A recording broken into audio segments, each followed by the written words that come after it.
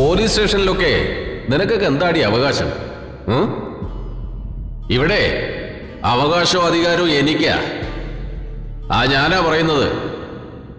നീയൊക്കെ അങ്ങനെ ഒരു പരാതി തന്നിട്ടില്ല. നിനക്കൊക്കെ റെസീപ്റ്റ് തരാൻ ഞാൻ ഉദ്ദേശിച്ചിട്ടുമില്ല.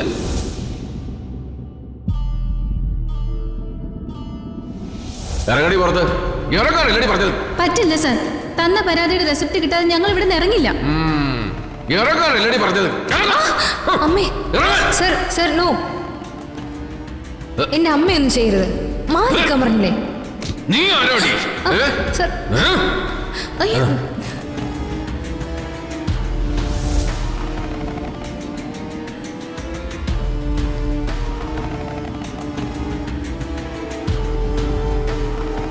എന്തായാലും വരുണമോൾ അവരെ സഹായിക്കാൻ തീരുമാനിച്ച നന്നായി.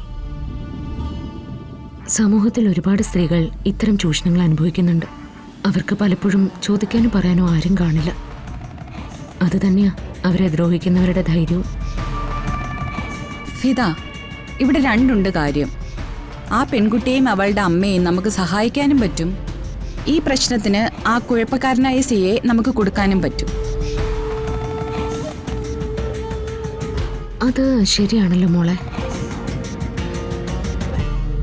നിന്നെയും വരുണിനെയും നിങ്ങളുടെ മുത്തശ്ശിയെയും ഇത്രമാത്രം ബുദ്ധിമുട്ടിച്ച ഒരാളെ ഒരു കണക്ക് പറയിപ്പിക്കുന്ന അവസ്ഥയിൽ നമ്മുടെ കൺമുമ്പിൽ കിട്ടുക എന്ന് പറഞ്ഞാൽ അതെന്തായാലും ചെറിയ കാര്യമല്ലല്ലോ. ഇക്കാര്യത്തിൽ ഇടപെട്ട് തുടങ്ങിയപ്പോ വരുൺ എന്നോട് പറഞ്ഞത് തന്നെയാ. അയാൾ ഇനി അങ്ങനെ വിടാൻ പറ്റില്ല മാഡം. അയാളെ ഒരു പാഠം പഠിപ്പിക്കണം. മനുഷ്യരുടെ സങ്കടത്തിന്റെ വില എന്താന്ന് അയാൾക്ക് മനസ്സിലാക്കി കൊടുക്കണം. അത്തരക്കാരെ പഠിപ്പിക്കാനൊക്കെ പോകുന്നത് വെറുതെ. അവര് പ്രത്യേകിച്ച് ഒന്നും പഠിക്കാൻ പോകുന്നില്ല.